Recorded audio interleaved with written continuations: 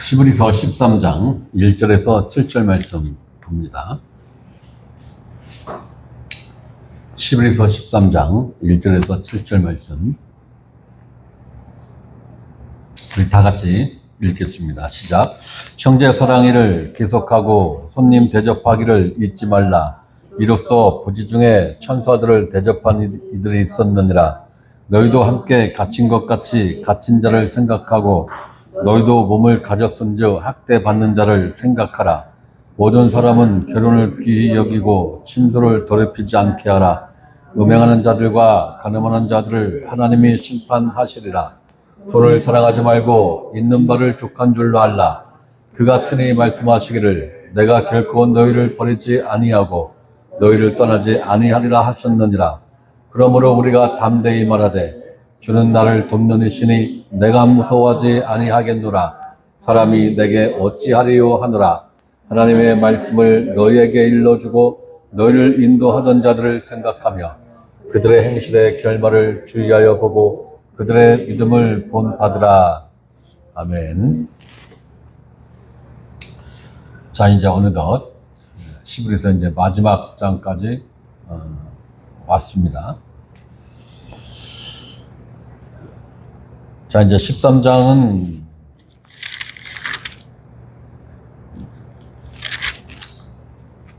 마지막 장이기 때문에 당부의 말씀이 기록되어 있는데, 자, 1절 봅니다. 형제 사랑하기를 계속하고, 여기서 말하면 형제는 누구를 말하는 거예요? 주 안에서의 형제를 말하는 거죠. 네. 그건 진행형으로 일괄성 있게 지속적으로 형제를 사랑하라는 거예요. 네. 특별히 어쩌다가 한 번 사랑하는 게 아니고 지속적으로 사랑하라는 것입니다. 그러면서 2절 손님 대접하기를 잊지 말라. 이로써 부지 중에 천사들을 대접한 이들이 있었느니라. 그러면은 우리 집에 오는 손님은 다 천사를 대하듯이 대접을 해야 되나요? 네? 이러한 말씀을 어디서 주워 들었는지는 몰라도 교회만 골라서 손 벌리러 오는 사람들이 있어요. 교회만 골라서. 그러니까 목사들이 체면 때문에 주머니에 있는 거 뭐 2만 원, 5만 원 이렇게 준단 말이에요. 그럼 그거를 자기만 알고 있으면 되는데 그걸 또 공유를 해. 그러면 며칠 있다가 다른 사람이 와. 그럼 또 줘. 그럼 며칠 있다가 다른 사람이 와. 주는 교회는 끊임없이 와. 그럼 목사 월급 다 주고 말해야 돼. 그게 옳은 건가요? 이 말씀이 창세기 18장의 말씀을 이 한 구절 말씀으로 요약을 해서 한 건데, 창세기 18장을 보면은 이렇게 손님 대접하면요 거덜납니다. 진짜 거덜나요.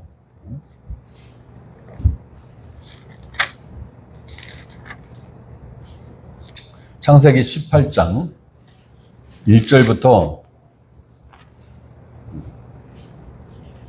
이걸 다 읽으려고 했었는데 시간이 많이 경과가 될 것 같아요. 여러분들이 이렇게 보면은 알죠? 무슨 내용인지.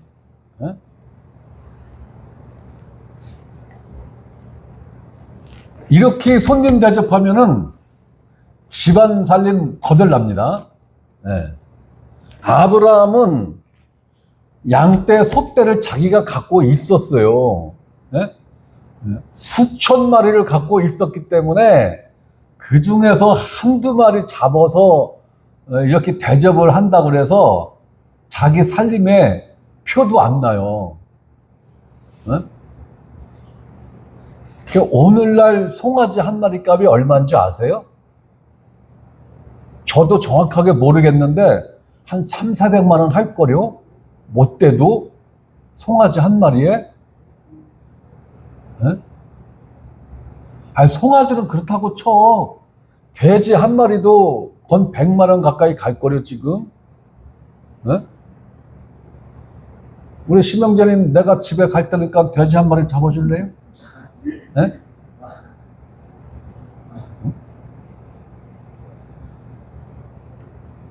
아니, 어느 정도 수준으로 손님을 대접해야 천사들의 만족을 할까요? 네? 아브라함은 천사인 줄 알고 대접을 했을까요? 네?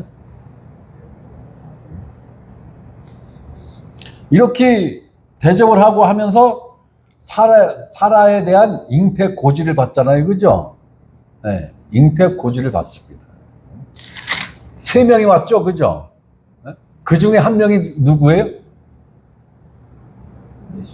그 중에 한 명이 네?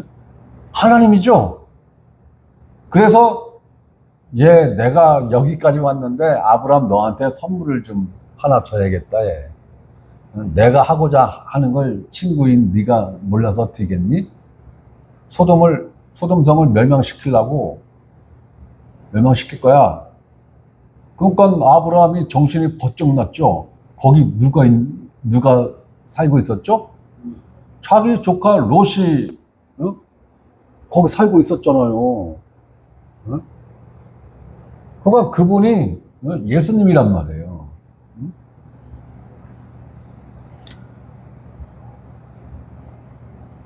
아니, 이렇게 손님 대접하면 오늘날은 집안 거덜난다니까요? 응?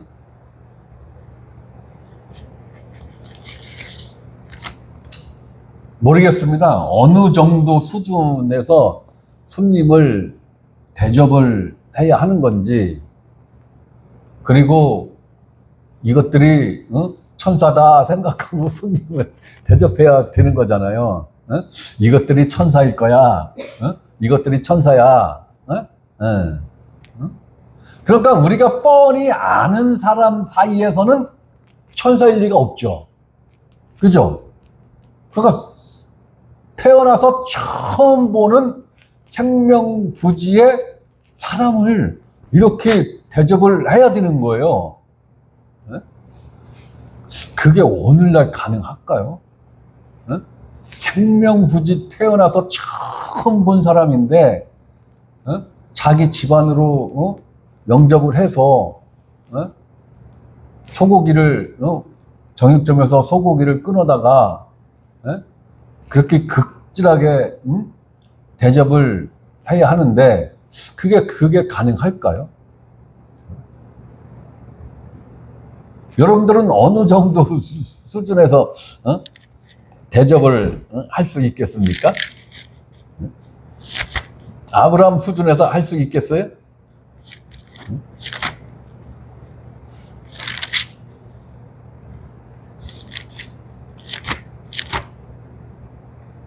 자, 로마서 12장 13절 한번 봅니다.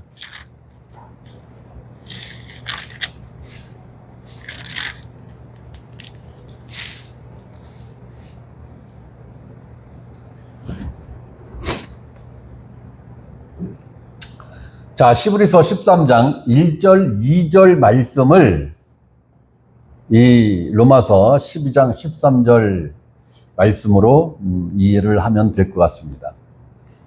자, 13절 봅니다. 성도들의 쓸 것을 공급하며 손 대접하기를 힘쓰라.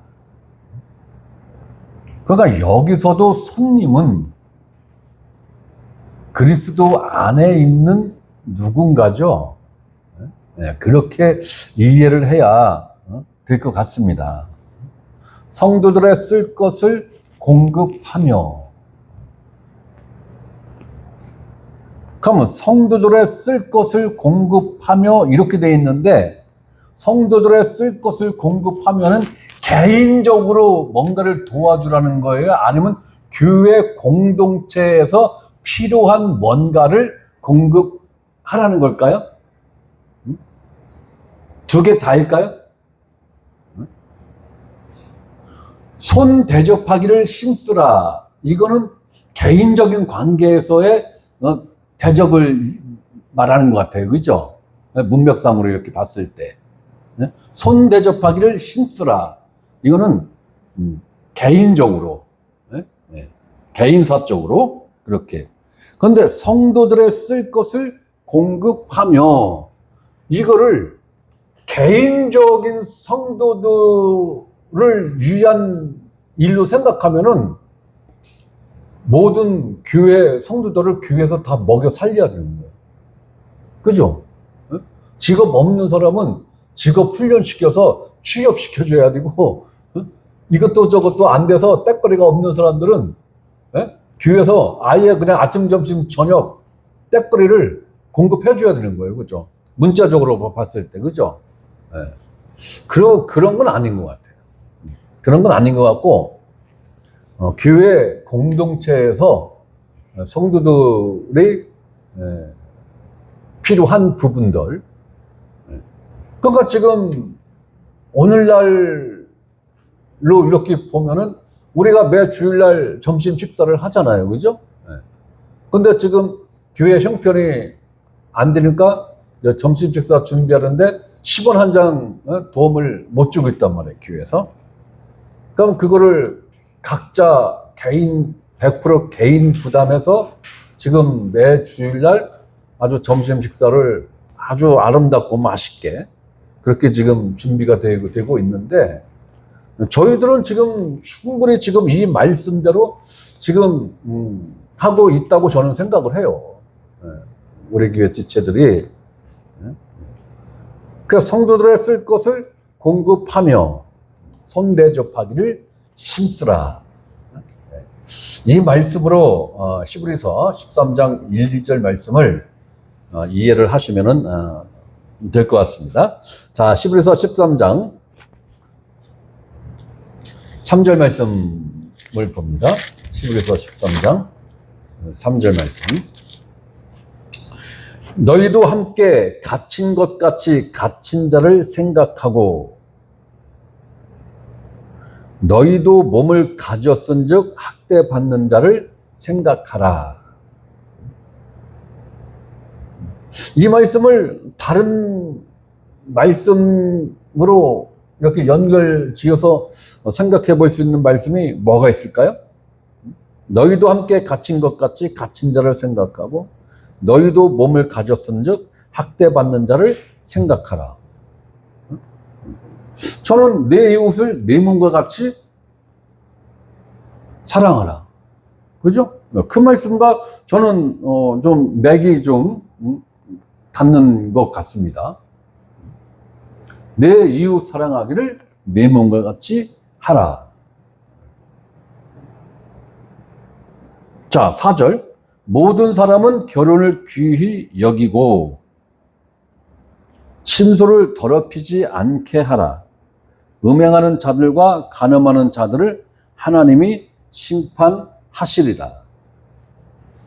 자, 선진국이라고 하는 나라들은 지금 거의 다 간음죄가 폐지됐죠. 아니, 일명 선진국이라고 하는 나라들은 거의 다가 지금 간음죄가 폐지됐어요. 우리나라도 폐지됐죠? 네, 폐지됐어요. 네? 그러면 이게 뭐냐? 간음이 보편화가 됐다라는 거예요.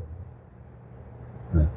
간음이 너나 할 것 없이 인구 절반 이상이 지금 간음을 하고 있다라는 거예요. 국민 절반 이상이. 네. 그 정도는 돼야 그 법을 폐지시킬 수 있지 않겠어요? 그죠? 50% 이상이 돼야? 그러면 온 국민을 다 범죄자로 만들 수 있기 때문에, 야, 그건 개인 취향의 문제야. 개인 취향이라는 거예요. 개인 취향. 네. 그래서 우리나라도 몇 년 전부터 간음죄를 폐지시켰잖아요. 네. 간음죄가 이혼 사유는 되는데 형사처벌 대상이 아니란 말이에요. 네.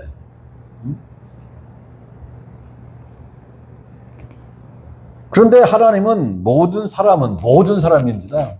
그러니까 여기서 말하는 모든 사람은 그리스도 안에 있는 사람들 뿐만이 아니고 세상 모든 사람들은 결혼을 귀히 여기라는 거예요. 결혼을 귀히 여겨라. 자, 어제 정동수 목사님이, 오늘, 유튜브에 올린 것 같은데, 결혼에 대해서 설교 말씀을 하셨는데,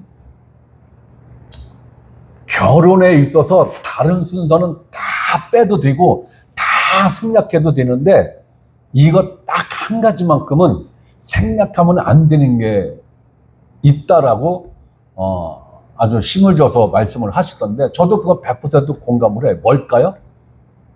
네? 네? 그렇죠. 서약. 결혼 서약 하는 거. 네? 네. 만약에 이게 빠졌잖아요. 그럼 그거 결혼식 한 거 아니에요. 그냥 손님들 불러다가, 네, 밥 먹고 노는 것밖에 안 들어요. 네. 다른 거는 다 생략하고 다 빼도 되는데, 결혼 서약식만큼은, 그 결혼 서약서죠, 그러니까. 예. 그거는 반드시 들어가야 됩니다. 그게 빠지면 결혼식이 아니에요. 그냥 무도회장인 거예요. 예. 그래서 저도 그 말씀을 이렇게 들으면서, 이 결혼에 대해서 좀 깊이, 그리스도인들이 결혼식을 할 때는 지금 세상 추세를 쫓아가는 결혼식이 되면은 과연 이게 결혼식이라고 할 수 있을까? 응? 목사가 주례하는 거 없어도 돼요. 안 해도 돼요. 네. 축가를 꼭 뭐 찬송가로 해야 된다? 나는 그렇게까지는 생각 안 해요. 매태어나님만 안 하면 될 것 같아. 매태어나님. 그런데 그리스도인들의 거듭난 청년들이 결혼을 한다라고 하면은 반드시 목사가 주례사를 해야 되는 게 뭐냐면, 자기 모든 친인척들을 다니면서 신랑 신부가 복음 전도할 수 있어요? 없죠. 없어요. 복음 전도 못해요. 네. 이게 일생일대에, 네? 물반, 쉽게 말해서 물반 고기반인 거야. 그죠? 신랑 신부 핵심 친인척들이 다 모인 자리야. 이 자리에서 목사님, 저희 친인척을 위해서 1시간만 복음 전도를 강력하게 선포해 주십시오. 신랑 신부가 이걸 목사한테 요구를 해야 되는 거죠. 그런데 목사님, 주례는 5분만 해주세요. 네, 5분. 5분 동안 뭔 복음을 전혀? 네? 애 2번만 하면 5분인데. 네? 네. 그걸 한번 생각을 해봤어요, 저는. 야, 신랑 신부가 자기 핵심적인 가장 가까운 친인척 친구, 네? 선후배를 언제 이렇게 한 자리에 모아놓고 복음 특강을 할 기회가 일생에 딱 한 번밖에 없는 거잖아요. 그죠? 일생에 딱 한 번. 네? 그러면은 다른 순서 다 집어치우고, 네? 뭐 축가니 뭐니 그런 거 다 집어치우고 난 딱 2가지만 했으면 좋겠어. 결혼 서약 하는 거하고, 목사님 복음을 강력하게 1시간 아주 핵심만 짚어서 1시간만 선포해 주십시오. 난 우리 교회 청년들을 그렇게 교육을 미리 시키려고 해야죠. 네. 그럼 장례식은 어떨까요? 장례식은? 네? 부모가 죽어서 자식들을 위해서, 자기 형제들을 위해서 복음 증거할 수 있는 마지막 기회인 거예요. 그죠? 장례식이. 장례식이. 그럼 보통 3번 정도 설교해요. 언제 하죠? 입관식 할 때. 그 다음에 발인 전에. 사전 3번 정도 해요. 설교를 3번. 예배를 3번 정도 한다고요. 네. 근데 장례식에서는 1시간씩 하면은 요거다 먹어. 안 돼요. 15분. 15분을 3번을 할 수 있다면 45분이에요. 토탈. 그죠? 네. 45분 동안 네. 상주들한테 복음을 제시를 해줘야 된다. 네. 네? 아니, 뭔 얘기를 하다가 여기까지 왔대? 네. 모든 사람을 결혼을 귀히 여기고. 그러면서 정 목사님이 한 얘기가 뭐냐면, 모든 것은 다 가르친다 이거. 모든 것은 다 가르친다 이거야. 모든 것은 다 가르치는데 결혼에 대해서는 가르치는 데도 없고 배우고자 하는 사람도 없고. 네, 결혼에 대해서 남편의 역할, 아내의 역할, 어머니의 역할, 아빠의, 아버지의 역할. 네. 육적인 관계에서 어떻고, 영적인 하나님하고의 영적인 관계에서 어떤 건가. 네.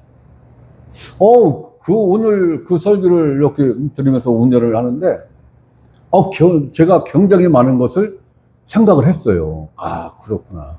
네? 목사가 반드시 청년들한테 이걸 가르쳐야 된다. 꼭 청년이 아니더라도 50, 60 된 남자들이 꼭 교육을 해야 돼요. 네. 50줄에 들어선 남자들, 60줄에 들어선 남자들. 왜 자매들은 교육을 안 시키고 왜 형제들만 교육시킨대요? 주로 형제들이 말썽을 많이 부려. 네. 네? 이런 생각을 하면서 제가 무지하게 스스로 찔림을 받았어요. 아니, 그러면 너는 그걸 가르칠 자격은 있니? 네? 그렇잖아요. 그죠? 네? 아니, 결혼학을 강의를 하려면 강사가 그래도 좀, 근사한 이력과 또, 가정에서 남편으로서, 아빠로서, 이렇게, 충실하게, 그 가정을 위해서 헌신을 하고, 이러한 이력이 있어야, 그거를 얘기하는데, 내 자신이 찔리지 않을 거 아닌가. 그죠? 네. 그럼에도 불구하고 해야겠다. 네. 그래서 제가 좀 이렇게 지금 차근차근하게 생각을 해서 이걸 청년들한테도 가르치기 위해서라도 준비를 좀 해야 되겠고, 앞으로 우리 교회 오는 중년 남성들, 황혼 이혼 당하는 생명교회 형제들은 황혼 이혼 당하는 일은 없게끔 해야 되겠다. 황혼 이혼을 언제 하는 거예요? 50대 후반, 60대, 70대에 이혼하는 게 황혼 이혼이잖아요. 심지어는 80대 할머니가 이혼을 한다고 소송을 냈더라고. 오죽했으면 그랬을까. 오죽했으면. 그러니까 우리는 이 결혼을 귀히 여겨야 돼요. 귀히 여기는데 이제 늙고 힘 빠지고 병들어서 이걸 느끼면은 좀 껄떡지근해요. 그렇잖아. 그지? 네. 그러니까 싱싱하고 팔팔할 때서부터 이 결혼이 뭔가라는 것을, 하나님이 결혼 제도를 왜 만드셨는가, 그리고 하나님이 이 결혼을 왜 귀히 여기라고 말씀을 하신 건가. 네?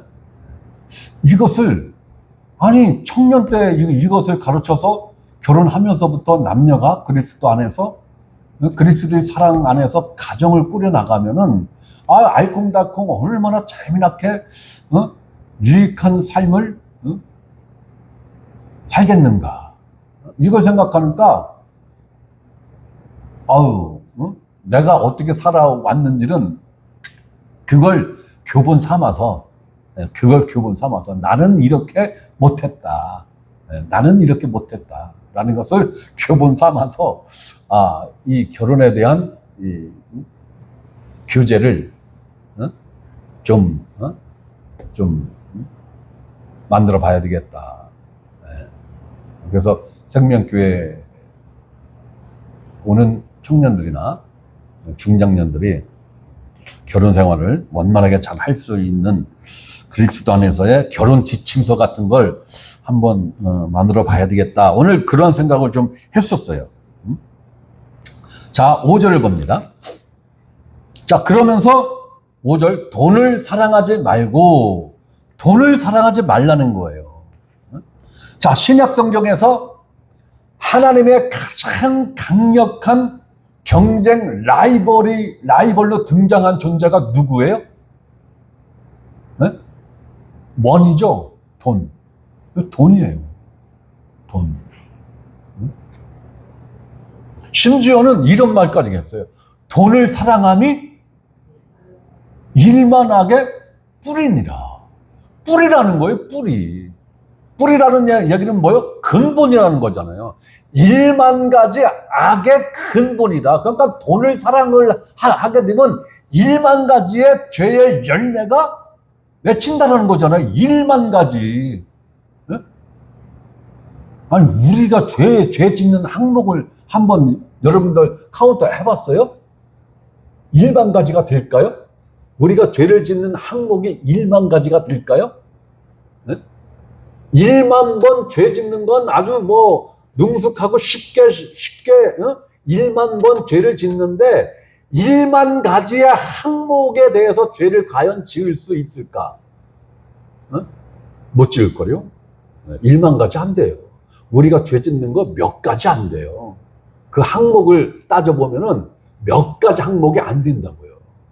그것을 지속적으로 반복적으로 죄를 짓는 거지. 자, 이 말은 하나님의 얼굴과 내 얼굴 사이에 어떠한 것이 끼어 있으면 안 된다. 그런데 그것이 뭐가 지금 끼어 있다? 돈이 끼어 있다라는 거예요, 돈이.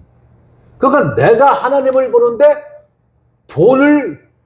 돈이라는 이 색 안경을 통해서 하나님을 보고, 돈이라는 이 색 안경을 통해서 십자가를 보고 예수 그리스도를 본단 말이에요. 네? 이게 오늘날 기독교가 추구하는 축복 논리란 말이에요. 이게. 네? 하나님께서 십계명 중에 제1계명, 나 이외에 다른 신이 없게 하라. 이거잖아요. 나 이외에 다른 신이, 내 앞에 다른 신이 없게 하라. 이 이야기는 제가 지난번에도 설명드렸듯이 하나님과 나 사이에, 하나님 얼굴과 내 얼굴 사이에 아무것도 없어야 돼. 네? 그 얘기인 거예요. 네?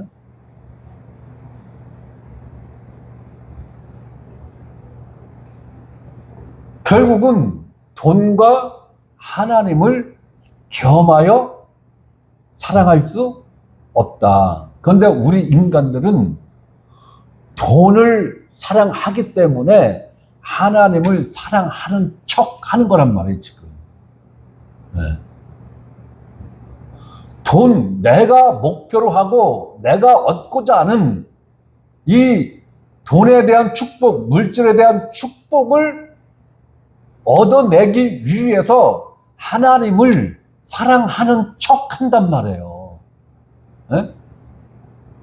자식들이 사업하다가 조금 저기가 있으면은 엄마 아버지 집에 와서 평상시에 안 하던 짓을 한단 말이에요.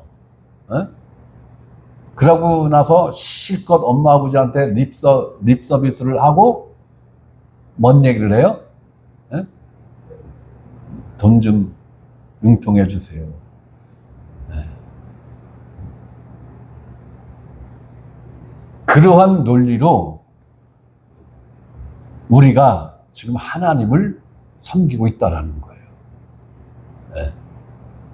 그러한 논리로 우리가 하나님을 지금 사랑하고 있다라는 거예요. 자, 그래서 돈을 사랑하지 말고 있는 바를 족한 줄로 알라.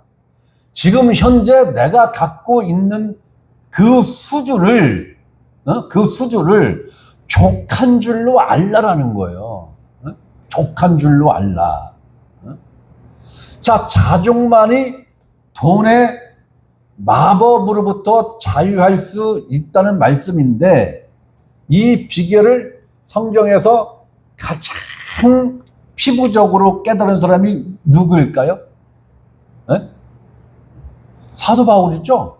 네? 사도 바울입니다. 자, 빌립보서를 봅니다.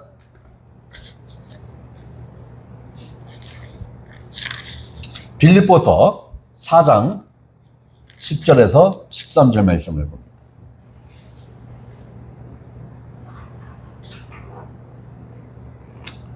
자, 빌립보서 4장 10절 말씀.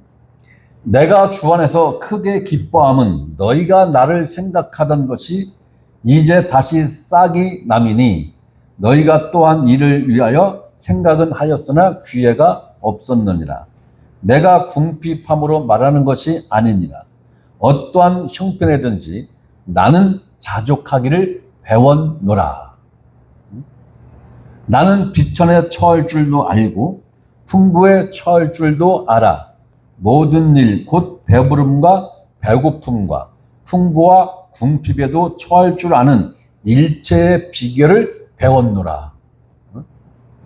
그러니까 이것은 굶주려 봤기 때문에 그 굶주린 상태에서 어떻게 그리스도인으로서 어떻게 처신해야 된다는 것을 체험적으로 아는 거죠. 자, 그러면 하나님이 사도 바울을 왜 굶겼을까? 그러면 사도 바울 혼자 굶었을까요? 사도 바울하고 같이 다니던 일행들이 있었죠. 그 사람들까지 다 쫄쫄 굶은 거예요. 굶을 때는 굶고 또 배부르게 먹을 때는 배부르게 먹고 이랬는데, 사도 바울이 이것을 이론적으로 이야기하는 게 아니란 말이에요.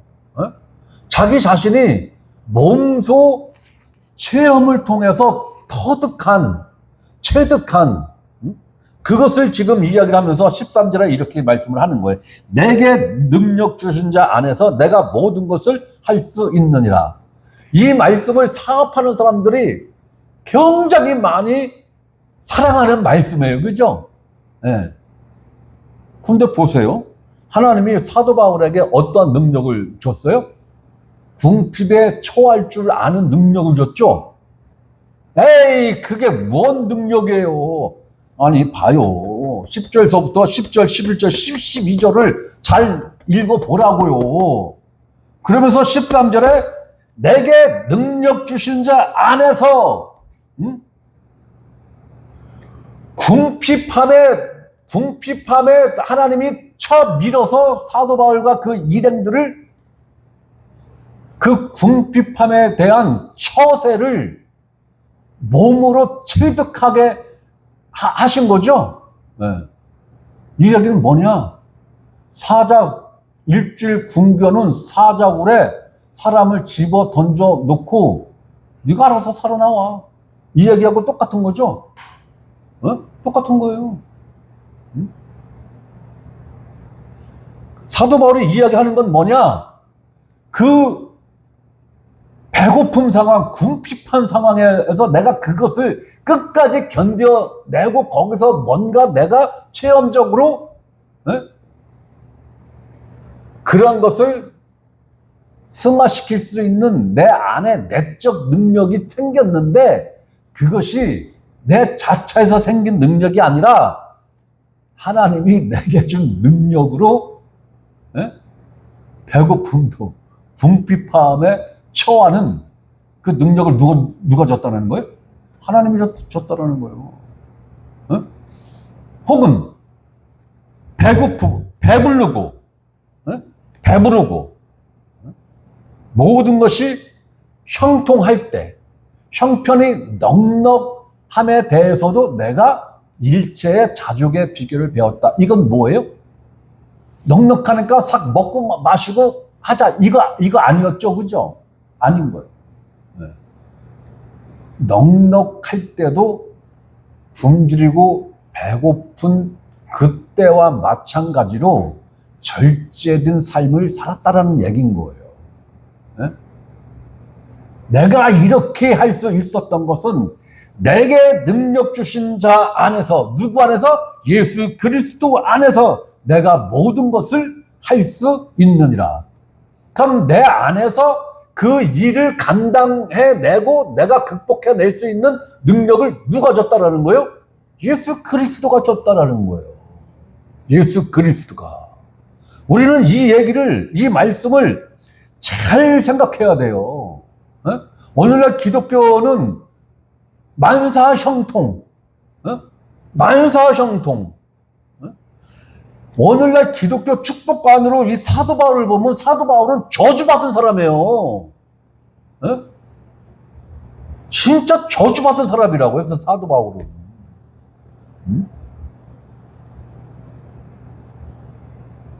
그렇지 않다라는 거예요. 비천에 처할 줄도 알고 풍부에 처할 줄도 알고 모든 일에 곧 배부름과 배고픔과 풍부와 궁핍에도 처할 줄 아는 일체의 비결을 배웠노라. 대부분 사람들이 배고픔은 예수 떠나죠. 곤고해지고 궁핍해지면은 예수 떠나죠. 잘 나가다가 비천해지면은 대부분이 예수 떠나잖아요. 그렇지 않다라는 거예요. 그렇지 않다라는 거예요. 바로 내게 능력 주신 자 안에서 내가 모든 것을 할 수 있느니라. 이거는 비천에 처했던 풍부함에 처했던 이것이 전혀 나한테 영향을 줬다라는 거야? 안 줬다라는 거예요?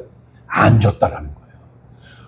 내가 처한 외부 환경에 의해서 내 영적 상황이 단 1%의 영향도 받지 않았다라는 거예요. 그 능력이 누구로부터 왔느냐? 예수 그리스도로부터 왔다. 이 얘기를 지금 사도 바울이 하는 거란 말이에요. 자, 고린도 후서 한 번 더 보겠습니다. 고린도 후서 11장 16절부터 봅니다.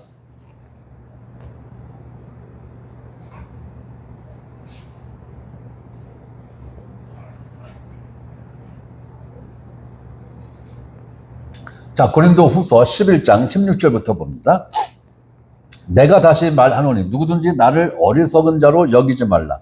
만일 그러하더라도 내가 조금 자랑할 수 있도록 어리석은 자로 받으라. 내가 말하는 것은 주를 따라 하는 말이 아니요 오직 어리석은 자와 같이 기탄 없이 자랑하노라. 여러 사람이 육신을 따라 자랑하니 나도 자랑하겠노라. 너희는 지혜로운 자로서 어리석은 자들을 기쁘게 용납하는구나. 누가 너희를 종으로 삼거나 잡아먹거나 빼앗거나 스스로 높이거나 뺨을 칠지라도 너희가 용납하는도다. 나는 우리가 약한 것 같이 욕되게 말하노라. 그러나 내가 무슨 일에 담대하면 어리석은 말이나마 나도 담대하리라. 그들이 히브리인이냐 나도 그러하며 그들이 이스라엘인이냐 나도 그러하며 그들이 아브라함의 후손이냐 나도 그러하며 그들이 그리스도의 일꾼이냐 정신없는 말을 하거니와 나는 더욱 그러하도다. 내가 수고를 넘치도록 하고 옥에 갇히기도 더 많이 하고 매도 수없이 맞고 여러 번 죽을 뻔하였으니. 아니, 이게 사도라고요. 어? 이 위대한 사도 바울이 육신적으로 하나님한테 이러한 용광로에 집어 던져졌다고요. 자, 이 정도면은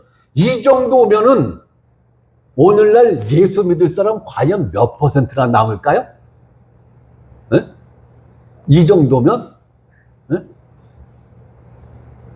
아니, 성도들은 빼고 대한민국에 지금 목회자들이 선교사들까지 포함해서 한 15만 명 정도 대략 통계적으로 몇 년 전 통계가 15만 명 정도 된다고 제가 들은 것 같은데 이 지경이면은 과연 15만 명 목사님들 중에 몇 명이나 남을까요? 목회 현장에 몇 명이나 남을까요? 난 그게 궁금해. 몇 명이나 남을까? 일제시대 때 신사참배 안 한 목사님들이 과연 몇 퍼센트 됐을까? 대부분의 신사참배 했단 말이에요. 신사참배 거부한 목사님들은 죽거나 부러지거나 병신됐거나 그랬어요. 그래서 그분들이 오래 살지 못했어요. 자, 24절. 유대인들에게 40에서 하나 감한매를 5번 맞았으며, 아이고, 39대를 한 번 맞아도 아주 정내미가 뚝 떨어질 텐데 5번을 맞았다라는 거야, 아니에요. 그러면 도합 395대를 맞은 거 아니에요? 아니죠? 200대에서 5대를 빼면 195대. 그죠? 195대. 195대를 맞은 거예요. 25절. 3번 태장을 받고, 1번 돌로 맞고, 3번 파선하고, 일주야를 깊은 바다에서 지냈으며, 일주일 밤낮, 꽉 찬 일주일을 바다에서 표류했다라는 거죠. 오늘날도 이 정도 시간 표류하면 거의 죽어요. 그런데 이때 당시에는 구조대가 있었을까요? 없었어요. 없었다고. 그러면 어차피 구해준 건 하나님이 구해준 거예요. 그죠? 어떠한 형식으로든 어떤 형태로든. 그죠? 아니, 그냥 구해줄 거면 바로 건져내지. 고래를 보내서 일주일씩이나 바다에다가 빠뜨려 놓은 거예요. 일주일씩이나. 그러면 오늘날 같이 뭐 튜브가 있었을까요? 없었죠. 그럼 뭘 붙들고 있었을까요? 뗏목, 나무 토막, 그죠? 네. 그거 의지해서 일주일 동안 바다에서 밤낮 일주일을 물속에 처박혀 있었던 거예요. 그러면 바다가 잔잔합니까? 파도 치죠? 너울이 있죠? 그럼 일주일 동안 바닷물을 안 먹었을까요? 반강제적으로라도 몇 모금 먹었을 거 아니에요. 그죠? 그럼 그 갈증을 어떻게 참아냈을까? 기가 막힌 거예요. 아이, 그냥 단순히 그냥 물에 빠졌대야. 여러분들 저기 튜브 담고 저기 윤리 저수지 가서 일주일 동안 사실래요? 거기는 다행히 파도가 없어. 파도가 없어. 우리 요거 체험 한번 할까요? 일주일? 아무것도 못 먹고? 기가 막힌 거잖아요. 그죠?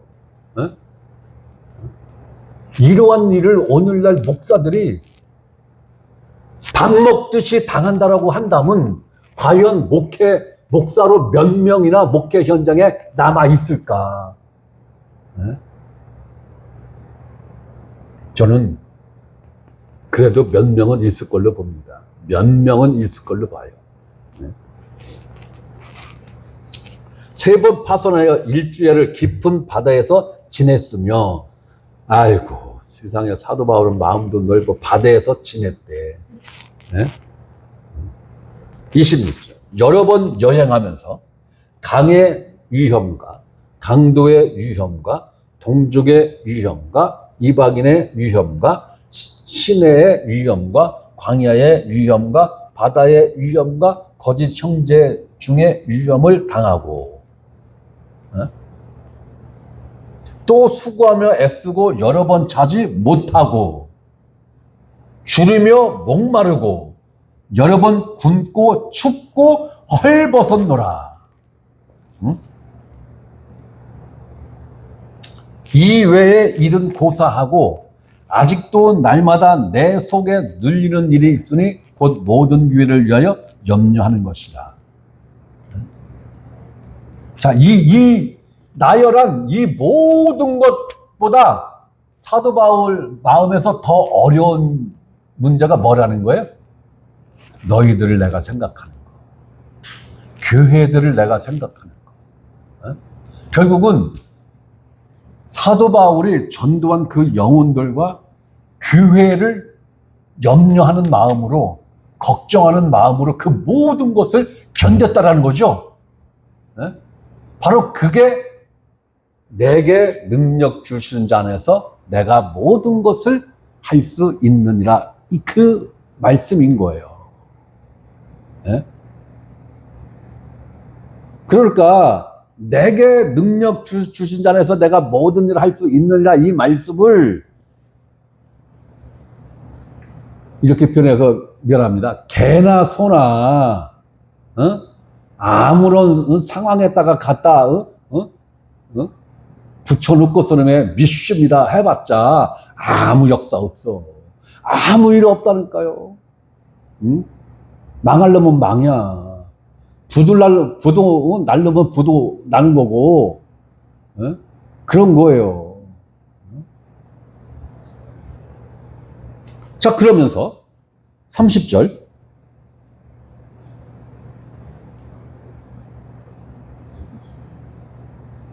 29절 누가 약하면 내가 약하지 아니하며 누가 실족하게 되면 내가 애타지 아니하더냐. 내가 부득불 자랑할진대 내가 약한 것을 자랑하리라. 주 예수의 아버지 영원히 찬송할 하나님이 내가 거짓말 아니하는 것을 아시느니라. 다메섹에서 아레다 왕의 고관이 나를 잡으려고 다메섹 성을 지켰으나 나는 광주리를 타고 들창문으로 성벽을 내려가 그 손에서 벗어났노라. 33절 이 말씀은 뭐예요? 자존심 상한 거예요. 그죠? 내가 이 생명을 부질하려고 이런 짓까지 내가 당했어. 이 얘기인 거예요, 지금.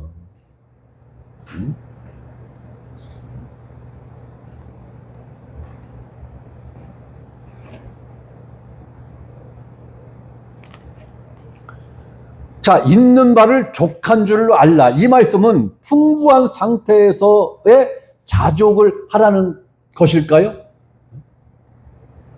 사도 바울의 형편을 보더라도 넉넉한 형편보다는 빠듯한 상황에서의 자족을 말씀하시는 것 같지 않아요?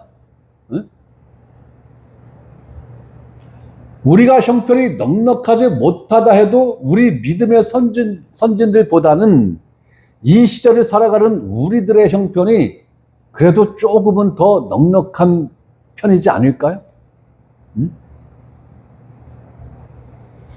21세기를 살아가는, 특히 대한민국에서 살아가는 우리들은 절대 가난, 절대 빈곤에서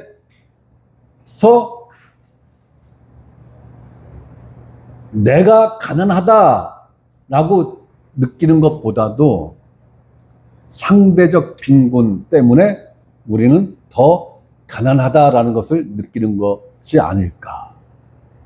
상대적 빈곤감, 상대적 빈곤. 내 형제, 나보다 잘 사는 내 친형제들을 보고 나는 왜 이렇게 가난해? 나보다 잘 나가는 내 친구들을 보면서 왜 나는 이렇게 못났지? 비교를 하는 거예요.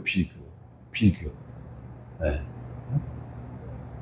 그러나 성경에서는 그러한 비교 상대적 그 빈곤감을 성경에서 말하지 않아요. 성경에서 말하는 것은 절대적 빈곤. 사도 바울이 경험한 거는 절대적 빈곤, 절대적 가난, 절대적 궁핍함, 절대적 비천함이었단 말이에요. 그걸 말하는 거란 말이에요. 그러니까 상대적 빈곤감과 상대적 박탈감에서 허덕이는 사람들은 100억, 1000억이 있어도 일론 머스크 앞에 가면은 거지죠. 거지라고요. 이재용 회장이 일론 머스크 앞에 가면 거지라고요. 이러한 상태에서는 자족을 할 수가 있다 없다? 없어요. 없습니다. 없는 거예요. 그러나 성경은 우리에게 분명하게 말씀하죠. 하시는 게 있는 바를 족한 줄로 알라라는 거예요. 있는 바를 족한 줄로 알라.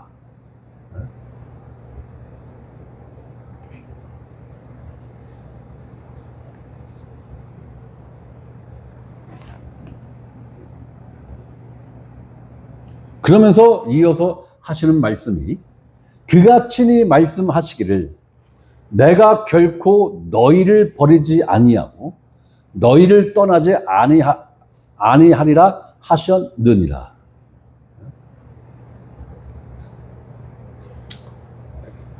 자족해. 지금 있는 것을 족한 줄로 알아야 돼. 그러면서 하신 말씀이 내가 결코 너희를 버리지 아니하고 너희를 떠나지 아니하리라. 그러니까 영적인 만족이 없다면 물질적 만족 또한 없어요. 사람이 그렇잖아요. 아유, 내 통장에 현찰로 1억만 있으면 아주 여한이 없겠네. 어떻게 해서 1억이 생겼어. 1억이 생기면 나 이제 오늘 죽어도 여한이 없네. 내 목표 달성했네. 이라고 더 이상 경제활동 안 하고 놀고 먹는 사람이 있어요? 아유, 1억이 생겼네. 아유, 철수는 10억 있다는데. 이렇게 되는 거죠.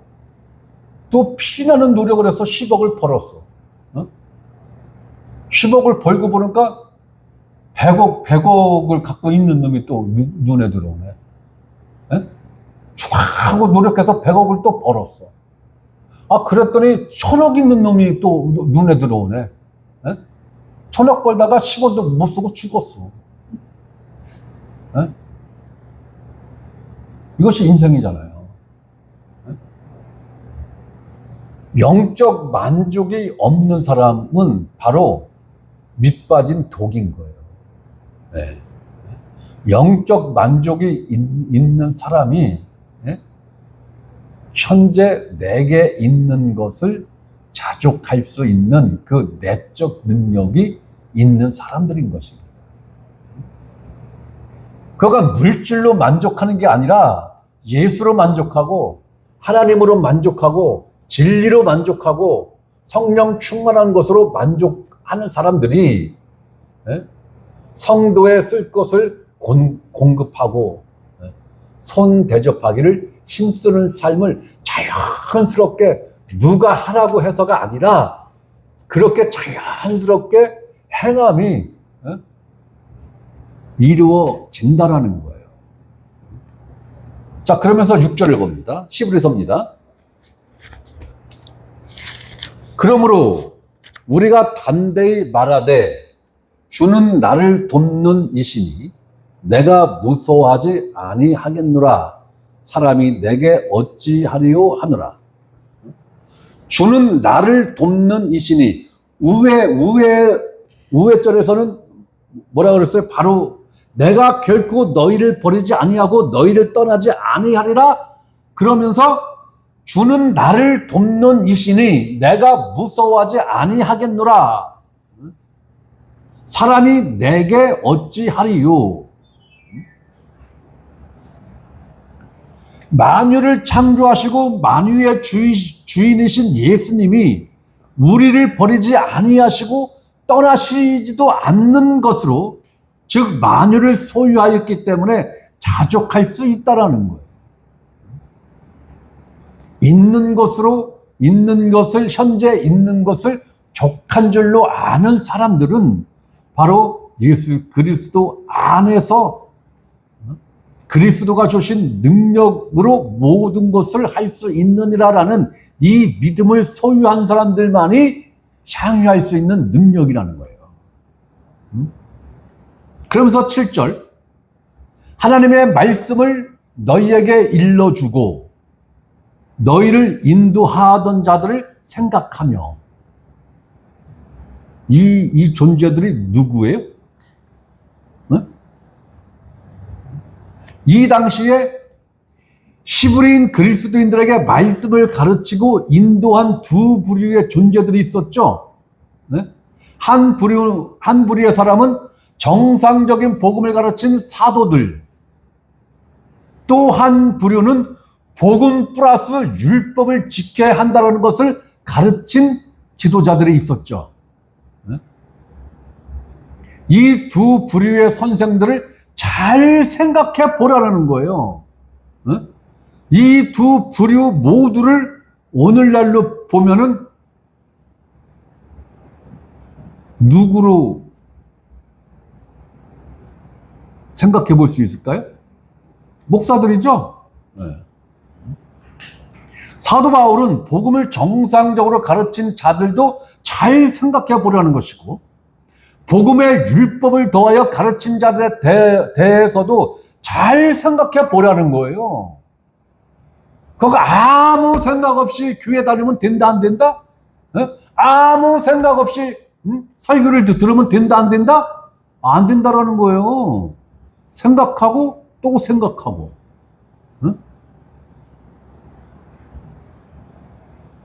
왜 그래야 되느냐? 자, 봅니다. 그들의 행실의 결말을 주의하여 보고, 그들의 행실의 결말을 주의하여 보고, 주의하여 본다는 건 뭐예요?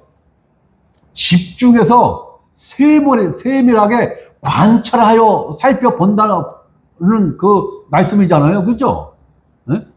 즉, 말씀을 가르치는 자들의 말에만 주의하지 말고, 그들의 삶의 모습을 주의하여, 즉, 주목하여 살펴보라는 거예요.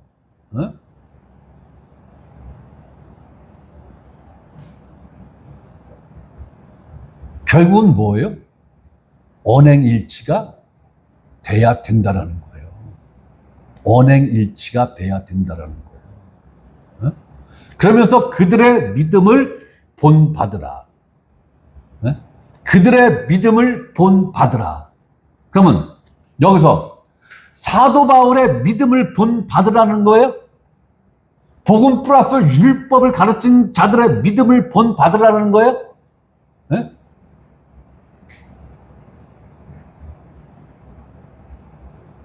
아니, 여기에 문자적으로 봤을 때는 그들의 믿음을 본받으라 그랬잖아요. 그죠?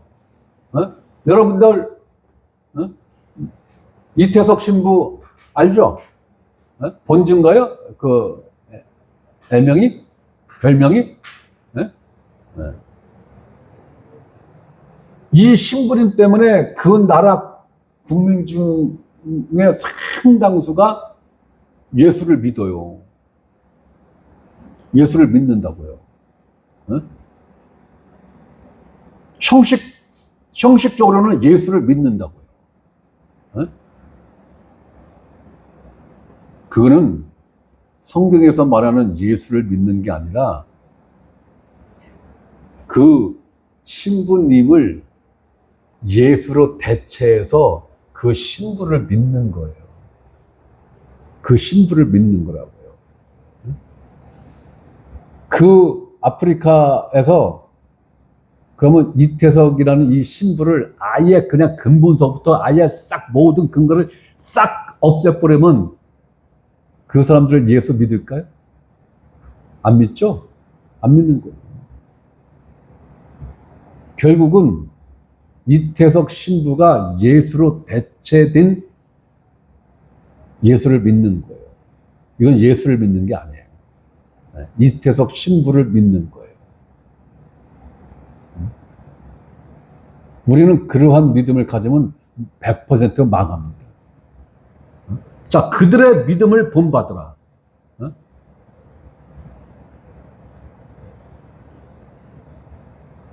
여기서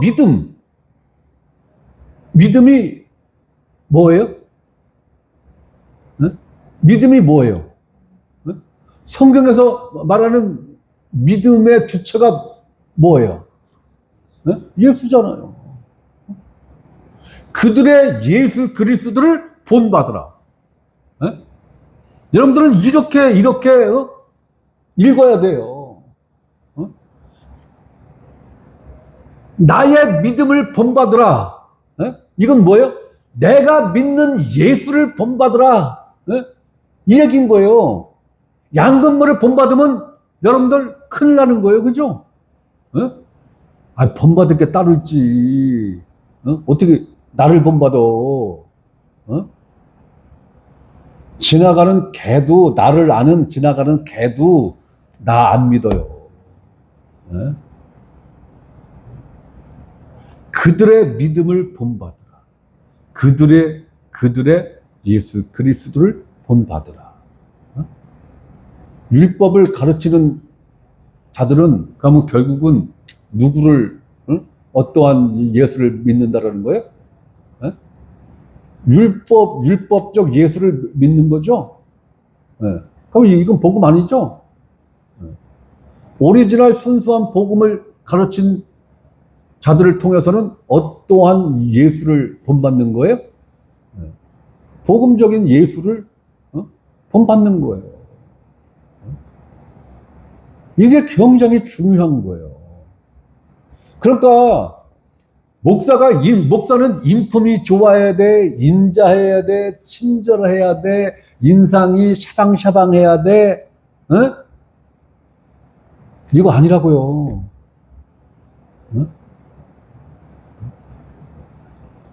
얼굴에 칼집 맞은 자국이 있으면 안 돼요? 나같이 항상 인상이나 푹푹 쓰고 있으면 안 되는 거예요? 내가 예수 아니잖아요. 내가 예수를 대표하는 존재도 아니잖아요. 근데 오늘날 기독교인들은 목사님이 인품이 좋아야 돼, 인자해야 돼, 인상이 인자해야 돼, 친절하셔야 돼, 유학 팔아야 돼. 예수를 안 본다니까요? 그 목사 안에 있는 예수가 어떠한 예수인지는 관심도 없어. 관심 자체가 없어요.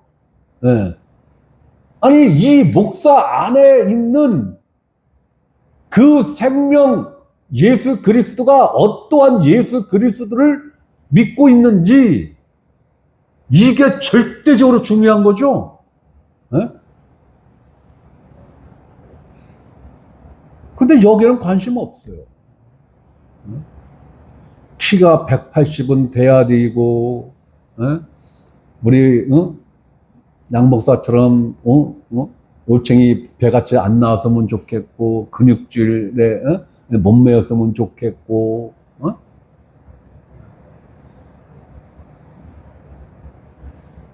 그러면 망하는 거예요.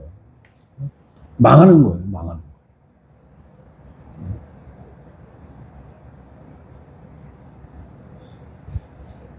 이 말씀처럼 말씀을 전하고 가르치고 인도하는 자들을 주의 깊게 너희들은 살펴야 돼. 주의 깊게. 그러니까 목회자를 끊임없이 예의주시하면서 어떻게 보면은 감시하는 수준으로 살펴보라는 얘기잖아요. 그죠? 주의하여 보고, 이거는, 그죠? 에? 과연 이 목사에게 어떠한 열매가 있는가? 에? 어떠한 열매가 있는가를 여러분들이 예의주시하여서 살펴봐야 된다고요. 그 얘기를 하는 거 아니에요. 그래서 그의 믿음을 본받으라. 결국은 그 사람을 만든, 그 안에서 만든 그 예수를 본받으라는 거예요. 예수를 본받으라는 거예요, 예수를.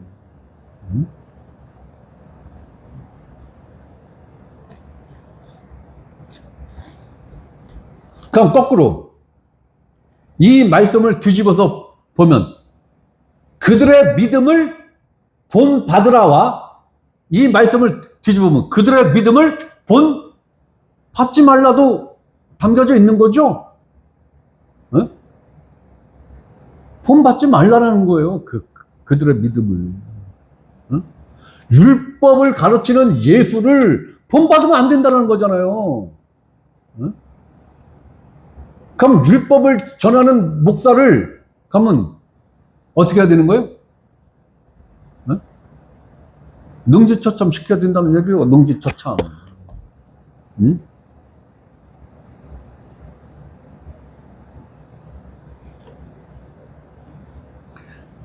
그러니까요, 우리가 이 복음을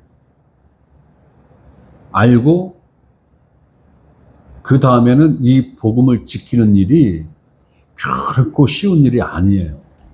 네, 결코 쉬운 일이 아니고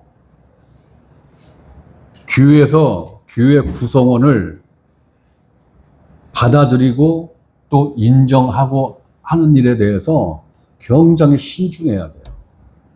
네, 굉장히 신중해야 됩니다. 네. 누가 왔다고 해서 덥석덥석 형제요 지체로 그건 곤란한 거예요. 진짜 몇 개월 혹은 1년, 2년을 예의주시해서 관찰도 하고 그 사람이 사회생활을 하는 평판도 그 지역에서 들어보고 교회에서는 누구나 다 천사잖아요. 그죠? 교회에서는 천사예요. 누구나 다. 그러나 교회 바깥에서 이루어지는 일, 특히 그 사람 가정에서 이루어지는 일, 네. 네? 우리는 그것까지도 체크를 해야 돼요. 그래서 제가 여기 사람 많이 오는 거 별로 좋아하지 않아요. 네. 왜? 여차하면은 이 복음이 흐려진다니까요. 네? 알곡 숫자보다 가라지 숫자가 더 많으면 모든 걸 다 뭘로 결정하자고? 투표로 결정합시다. 이러면 제가 할 말 있어요? 그들을 향해서 여러분들이 할 말 있겠어요? 투표로 하자는데, 투표로. 투표로 결정할 게 따로 있는 거예요. 하나님 안에서 두 가지 사안이나 세 가지 사안이 이 세 가지가 다 하나님 안에 있는 뜻 가운데 있는 사항이 세 가지야.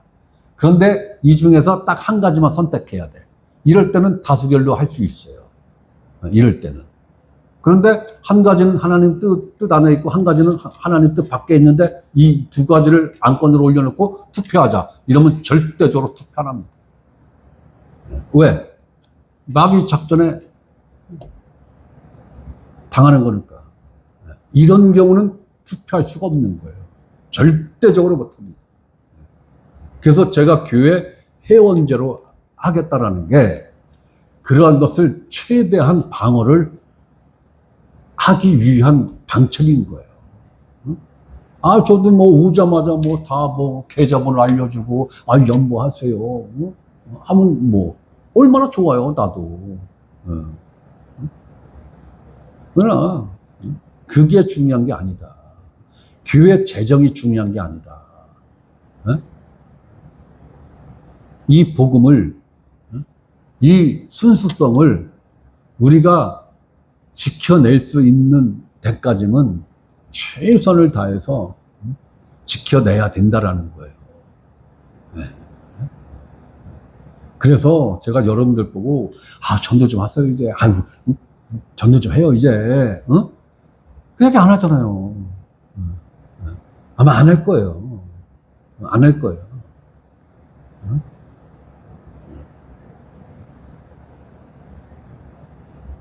저도 편한 거에 익숙해졌어. 새로운 사람이 오면 처음서부터 가르쳐야 되잖아. 처음서부터. 지금 얼마나 편하고 좋아요. 그냥 진도만 쭉쭉쭉쭉 나가면 되니까.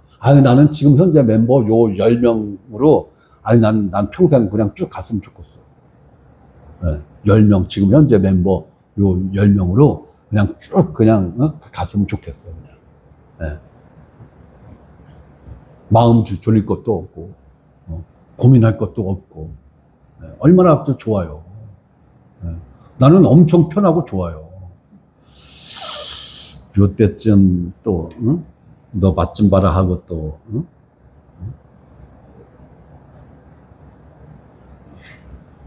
저희가 하나님 말씀을 보는데 제가 늘 이야기를 하는 게 천천히 자세히 봐야 된다. 천천히 자세히. 많은 분량의 말씀을 읽는 것도 좋은데 한 구절 내지 두 구절을 읽더라도 단어 하나를 생각하면서 성경을 읽고 생각을 하고 거기서 고민을 하고 저는 성경을 그렇게 읽는 게 저는 좋다고 생각을 해요. 그러면은 성경 읽는 재미가 달라질 겁니다. 자, 8절은 예수 그리스도는 어제나 오늘이나 영원토록 동일하시니라. 자, 여기부터 8절부터는 다음 주에 이어서 하도록 하겠습니다. 오늘은 여기까지 하겠습니다.